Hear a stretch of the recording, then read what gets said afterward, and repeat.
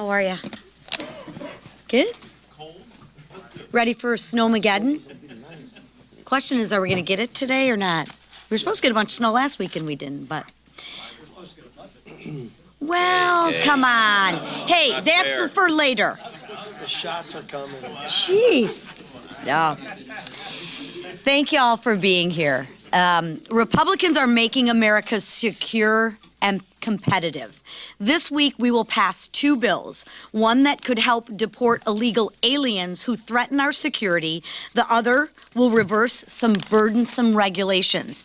Meanwhile, instead of joining us in making America secure and competitive, deranged Democrats are accosting security guards outside federal buildings, interfering with ICE deporting illegal aliens, and even providing instructions on how to evade deportation. And guess what they say is the new constitutional crisis? Ending taxpayer funding for sex changes in Guatemala and other outrageous initiatives. Give me a break. Come on. 77 million people rejected the insanity last November, and they still are defending it. Hopefully, they will continue to defend this insanity. Speaking of defending insanity, the government is bloated. President Trump and House Republicans will right-size it. We want to make America more competitive, and the left is outraged. Why aren't they outraged when a father of four gets laid off because of government overreach? Most people never get the option to have a buyout when their business is forced to close. But when it's a government employee making north of six figures who doesn't even show up to the office, Democrats lose their minds. They didn't seem to mind when Democrat President Bill Clinton offered thousands of federal employee buyouts. Millions of Americans are cheering for these cuts to waste, fraud, and abuse. Only extreme Democrats seem to have issue with it. Additionally, those millions of Americans are cheering for President Trump's tariff negotiations. It has proven his effectiveness in this arena time and time again, and this one will be no different. President Trump is sending a message to the world, and it's really simple. Compete fairly or pay the price. His negotiations will level the playing field and make America competitive again. Now, turning our attention to this week, another key issue House Republicans are focused on is making America secure. The House will honor the life of fallen Border Patrol officer Raul Gonzalez. The bill, named after him, would prevent illegal immigrants who flee Border Patrol from ever being admitted into the United States. Officer Gonzalez lost his life in a high-speed chase near the border. He was chasing fleeing illegal immigrants. Let me be clear. Illegal immigrants who flee Border Patrol should never get a green card. It is unfortunate that 154 Democrats disagreed when they voted against the similar bill last Congress. They are voting against America's security. But they have another chance, because this week we will pass the Agent Raul Gonzalez Officer Safety Act with or without their support. It is a shame that Democrats want to reward these illegal criminals. But while Republicans want to detain, deport, and keep them from threatening our communities, we will do just that. This is common sense legislation. And if you cross the border illegally and cause harm during a high-speed chase, you should never be admitted to the United States or offered asylum. This bill sends a message to illegal aliens, drug traffickers, and smugglers, the bad guys. You threaten the American lives, and you will face the full consequences of the law. We must protect our law enforcement officers. 6 other agents died that same year, as Officer Raul Gonzalez did. Imagine imagine for a moment getting that call that your loved one wouldn't be returning home because they were chasing someone who was here illegally. And then, to top it off, the illegal aliens that they were chasing were allowed to stay here. It's terrible. It's disgusting. And it won't continue. Who in their right mind could support this? We will find out later this week. And I would suggest maybe the Democrats that vote against this bill can start calling the loved ones of the fallen officers. Perhaps that's a good idea. And maybe that would change their mind. I'm not sure if it would. Now, we're going to hear from a member who knows firsthand the devastating impact of the border crisis. Another patriot wanting to make America secure. And now I turn it over to my friend, Rep. Abe Hamadeh from Arizona. Thank you, Chairwoman, and thank you to the leadership team, Speaker Johnson, Leader Scalise, and Whip Emmer, and Chairwoman McClain. You all have been fantastic and been prioritizing the border since day one, since I took office on January 3rd. And we know that President Trump, that's his first actions as well. And as a former prosecutor from Arizona and a veteran myself, I know that keeping our communities safe is the number one priority of the Republican majority. And I've seen firsthand how cartels and smugglers are exploiting the disastrous border crisis created by the Biden administration. Under the Biden administration, we hit catastrophic numbers, nearly 3 million border crossings in 2024 alone, bringing over 11 million encounters from when Biden took office. Now, that's more than the entire population of Minnesota and Louisiana combined. And now we've seen under President Trump's leadership, 95% decrease in border encounters in just a few weeks. It's amazing what strong and tough leadership actually does and what following the law does. And that's what the Republican majority is committed to doing. Now, the Agent Raul Gonzalez Officer Safety Act, of which I'm a proud co-sponsor, being led by another fellow Arizonan, Congressman Juan Ciscomani. Now, it's personal for Arizona and for me. Now, these high-speed pursuits are not merely statistics. Criminal illegal aliens are putting our communities and law enforcement officers at risk every single day. And now with President Trump's designation of the cartels as a foreign terrorist organization on January 20th, we finally have the tools to treat these barbarians like the terrorists they are. We have to kill the cartels. And this bill does one simple thing. If you flee from Border Patrol, you do hard time in jail. No more catch and release, no more games with our immigration laws. And if you're here illegally and you flee, you're gone. No asylum, no benefits, no second chances. Seems pretty common sense to me and to the American people.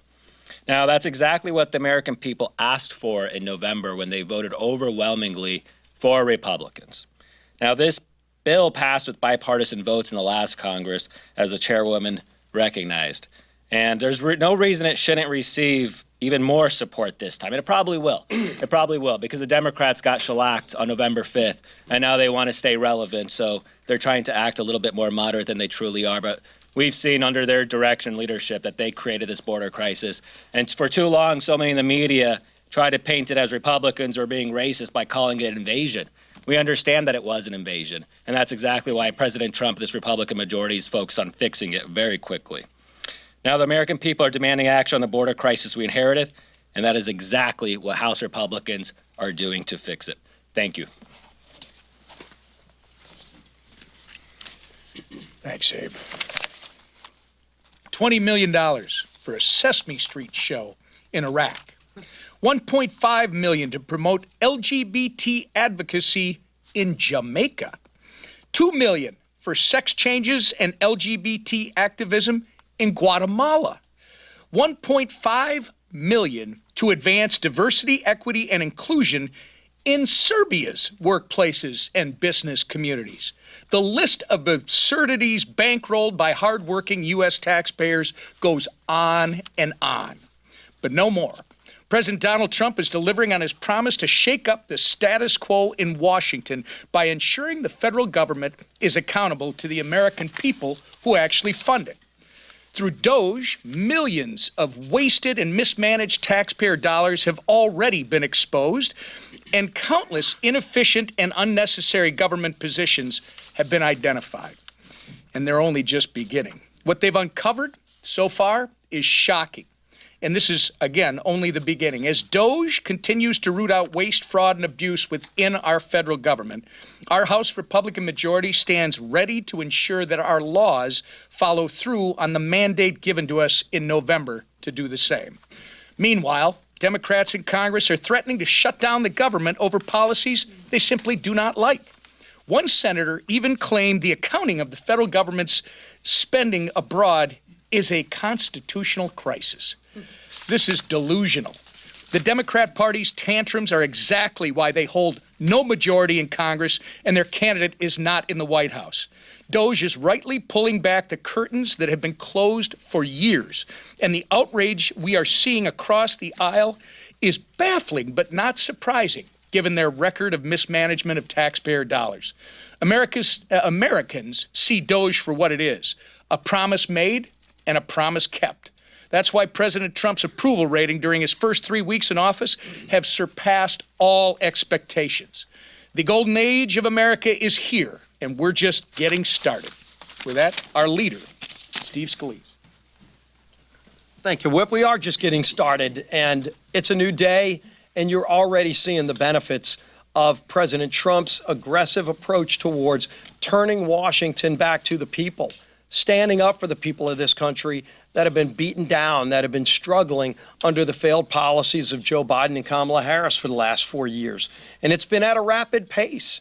You know, if you compare Donald Trump's first month in office in 2017 to what you're seeing today, you're watching a much more focused and aggressive president who came to Washington to finally stand up and fight for those families who have been struggling. And he's taking the lessons from his first term and delivering bigger results, faster results for the American people. If you look at some of the things we're working on right now, obviously the budget is something you may ask the speaker about. I don't know, maybe 1 or 2 questions, but it's something we've been spending a lot of time on because it is the way that we're going to be delivering some of the biggest commitments that were made during the election. Some of the biggest things that President Trump wants to accomplish are included in our reconciliation plan. If you think about it, there are a lot of bills out there, a lot of ideas out there. There's only one plan that delivers all of the commitments and priorities that President Trump has, and that's the House plan. If you think about what we're trying to do with first getting a budget, then getting a reconciliation bill, it's going to be to deliver for border security, making sure that we can build the wall, making sure that we give our Border Patrol agents the tools they need, night vision goggles, other technology like drones, so that they can more safely and effectively protect and secure America's border from the massive flow of illegals that we saw the last 4 years. We're going to produce more American energy. Yes, in the Gulf of America, in Anwar, and every point in between. We're going to deliver in that big, beautiful bill more American energy that was shut off by the Biden administration, who coddled foreign countries, made us more dependent on foreign energy. We're going to reverse that and allow our country to deliver again, not just creating more jobs, not just lowering costs for families at the pump and at the grocery store, which it will do, but allowing us to be energy independent again and help our allies around the world again. Exporting LNG, for example, when Biden said no to that, we're going to be saying yes, which again lowers costs here at home. And then we're going to ensure that there are no Americans that see a tax increase. If Biden got his way, if Kamala Harris got her way, if the Democrats who are in the minority got their way, the American people would see a multi-trillion-dollar tax increase. House Republicans are not going to let that happen. That's part of our bill, is to continue the tax cuts from 2017, keeping those rates stable, adding on the priorities that President Trump talked about in the campaign, like no tax on tips, and giving real certainty to our economy to create more jobs, to bring more investment into America. That's what we're fighting to do. And we're going to deliver. The budget chairman indicated they may go as early as Thursday of this week in budget committee to start this process. But we're not going to stop working on this until it gets done. Failure is not an option. We're also going to continue bringing bills to the floor, and I think you heard Lisa McClain talk in detail about the bills we're bringing. Look, when you think about this idea of illegals coming here fleeing law enforcement and the harm it's caused, deaths it's caused to Border Patrol agents and others, finally bringing a bill to make that a deportable offense. That's a bill that got a lot of bipartisan votes last year when we brought it, but Chuck Schumer said he wasn't going to even allow it to come up for a vote last year. Well, again, it's a new day in the Senate, and Senator Thune and his majority are going to bring that bill to the floor when we send it over to him, and that will have a really good chance of getting to President Trump's desk, like the Lake and Riley Act, where the president will be able to sign more legislation just in his first few weeks in office to deliver on those promises of securing America's border.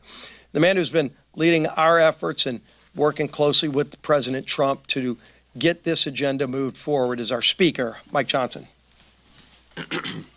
Thanks so much, Mr. Leader, and to this leadership team, to Abe Hamadeh, one of the most talented new members of Congress. Glad you're participating this morning. It is a busy morning here and a great time in America. We were delighted to host President Trump in the Superdome on Sunday. First time a sitting president has attended a Super Bowl. As you saw, when they put his image up on the Jumbotron, the place went crazy. There was a lot of excitement, enthusiasm about President Trump and about, I would say, the House Republicans in Congress. We were cheered on Bourbon Street. There's something happening out there because people feel this great sense of excitement, this anticipation, this energy, because President Trump is delivering on his promises. He's delivering on the agenda, and they know that we are as well. And so a lot of the things that are being done through the executive branch are going to be codified in the House, and we're working methodically to make sure all that is possible. There was a new CBS poll that came out that said 7 in 10 Americans believe President Trump is, doing what he said he would do. And that's promises made, promises kept. So you're going to see that continuing theme and the theme of restoring common sense around here. As I said last week, the Democratic Party is in a completely different place right now. There's no identified leader of the party. They don't have a clear vision. They seem rudderless. In hopes of finding themselves, they've latched onto this new shiny object called the rule of law. Well, we'd like to welcome them to the concept. It would be admirable if they hadn't spent the last 4 years with their heads buried in the sand while Biden literally trampled over the rule of law with no objection. In fact, many Democrats cheered that lawlessness, like when the Biden administration unconstitutionally forced the middle class to pay the student loans of doctors and lawyers, when they illegally mandated that private companies implement vaccine requirements, when they radically rewrote Title IX to undermine women's rights. Those things were actually illegal, and the Democratic Party cheered it. They didn't oppose it at all. President Trump, by contrast, is taking legitimate executive action to root out waste, fraud, and abuse in all these federal programs. That's what the American people demand and deserve. That's what they voted for. They voted for a real analysis and a real change, transformational kind of change in the way the federal government works. And the only people who take issue with it are these same congressional Democrats who never before had any issue with unelected staff or even bureaucrats running the White House for the last 4 years. That's not what's happening here. The president has empowered his new cabinet secretaries and the DOJ effort and all of these branches, divisions in the executive branch of government to go and find where the abuses have taken place. And every time something new is unearthed and uncovered and we share it with the people, they applaud that this has been discovered, and they want us to keep going, and that's what's going to happen. You heard a lot about what's happening on the floor this week. I just want to highlight one more thing, that the House is going to vote on the Midnight Rules Relief Act. You've heard about this, but this legislation will amend the Congressional Review Act to allow Congress to overturn multiple regulations issued in the final months of a presidential administration with just one single vote. And that's important for efficiency purposes and because of the facts that we're dealing with right now. In the waning months of the Biden administration, over 1,400 unnecessary, harmful, last-minute rules were imposed. And those are things that hurt small business owners and hardworking Americans and families. And this is the type of legislation that we'll move this week that receives little fanfare outside these halls, but it has the real potential to make a substantial impact on the lives of everyday Americans. You heard a lot about, I won't repeat it, but the Agent Raul Gonzalez Officer Safety Act is critically important. And again, just one more example of how we are delivering on the promises, taking care of the border, making American communities safe again.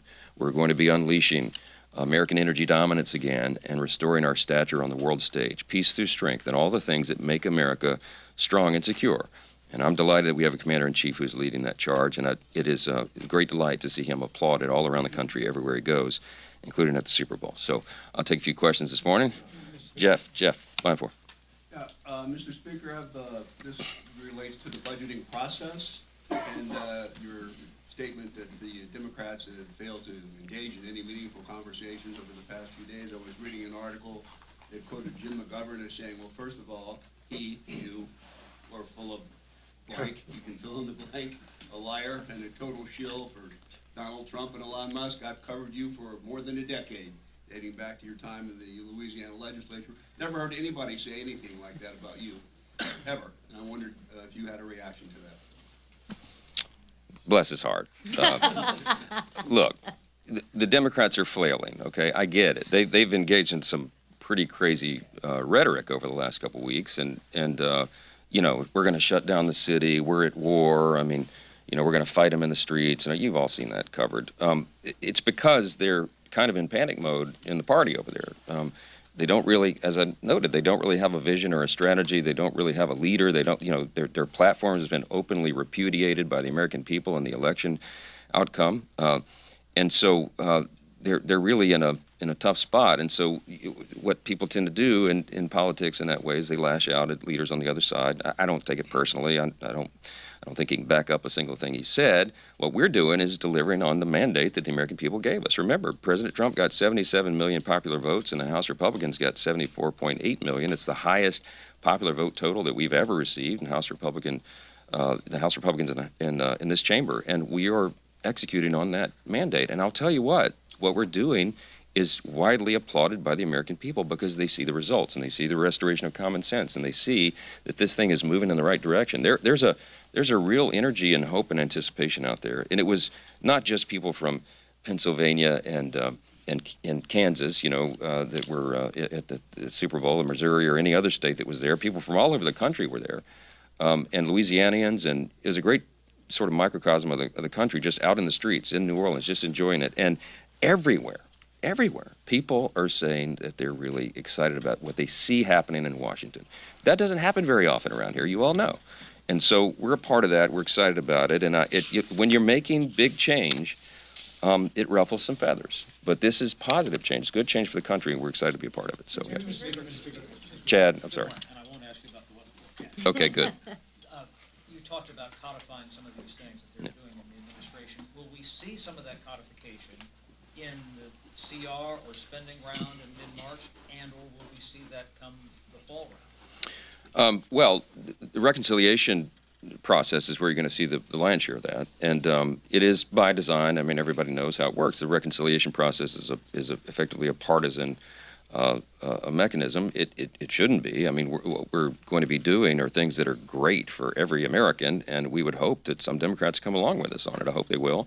But the reconciliation package is going to have most of those provisions there. Now, along the way, throughout the year, you'll see this flurry of executive activity and all the executive orders. A lot of it really does need to be codified so that it's more permanent. It can't just change every time you have a new election. So we're working through that list to try to see how much of it we can do. And so you'll see that as a steady stream throughout the year. So a lot put in reconciliation. Perhaps some of it in the appropriate process. We'll see how that develops, but then you'll see it as a steady drip throughout the year. So, yes. Mr. Speaker, Go ahead. More and more courts, federal judges, Republican and Democratic appointed judges have said that some of the Trump actions, early actions, put a halt to them. J.D. Vance said that judges aren't allowed to control the executive's legitimate power. You're a constitutional law expert. Ultimately, at the end, if the courts say that the administration is violating the law, should they comply with the court's demands? Well, of course, the branches have to respect our constitutional order, but there's a lot of game yet to be played. Those will be appealed. We've got to go through the whole process. and we'll get to the final analysis. In the interim, I will say I agree wholeheartedly with Vice President J.D. Vance, my friend, because he's right. What they're doing in the executive branch, I've been asked so many times, aren't you uncomfortable with this? No, I'm not, because when Congress, for example, appropriates dollars for the executive branch to use, we build in, not only in the spirit of the law, but in the letter of the law, a broad amount of discretion for how that is used. There is a presupposition in America that the commander-in-chief is going to be a good steward of taxpayer dollars, that the commander-in-chief, the president of the United States, is going to command those within his branch of government to do the right thing by the people, to be accountable, to not fund drag shows in Middle Eastern countries or South America, to not waste our taxpayer dollars. And that's what has been uncovered. And that's why we and the people are applauding what's happening right now in the new administration, because they've taken that seriously.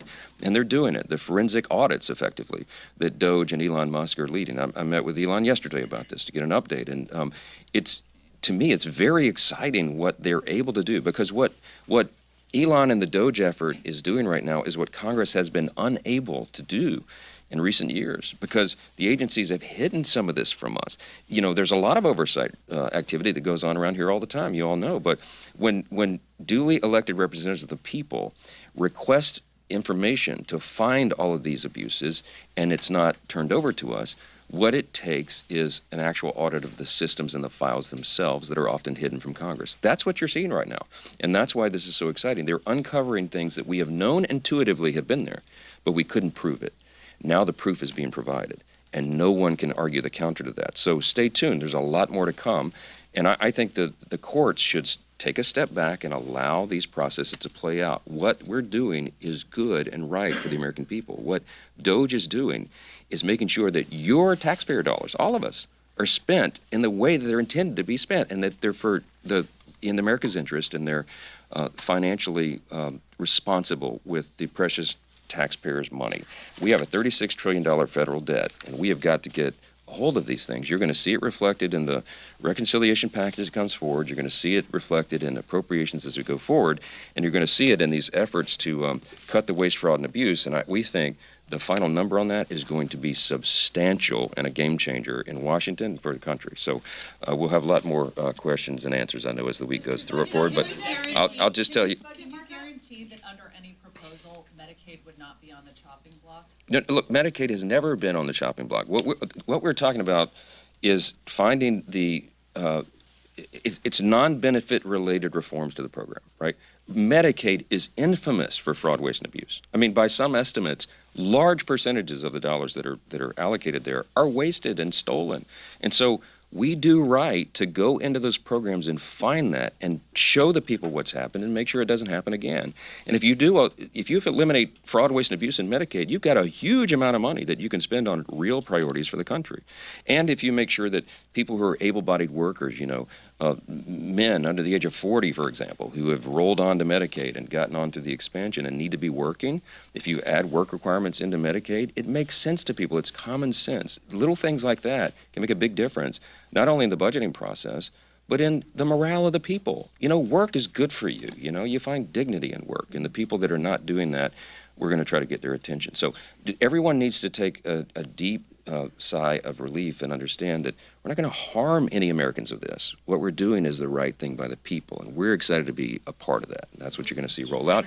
And on the budget, yes, a markup is going to be scheduled for Thursday. That's the intention. The budget chairman Arrington just spoke to conference and said that we'll be rolling out the details of that probably by tonight. If they notice a markup, they can do it by Thursday, and we are right on the schedule that we need to be on. So stay tuned for more developments. Thank you.